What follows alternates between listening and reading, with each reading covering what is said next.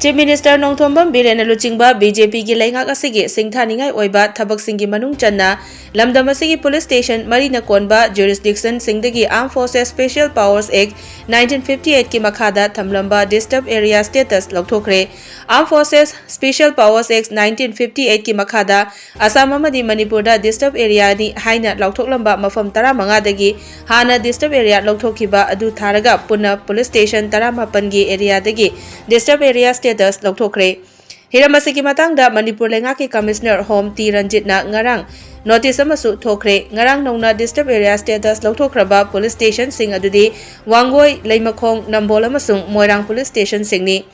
Nakalamarom Home Minister Amit Sana tweets amagi matung inna mafam sing asida law and order gi fibam phagalakpana maram oiraga disturbed area status lokthoknaba ware basi lobani.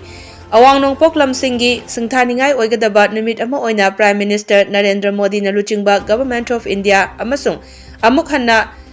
Nagaland, Assam amadi Manipur gi mafum kharadagi disturbed area status lokthokpani hairi.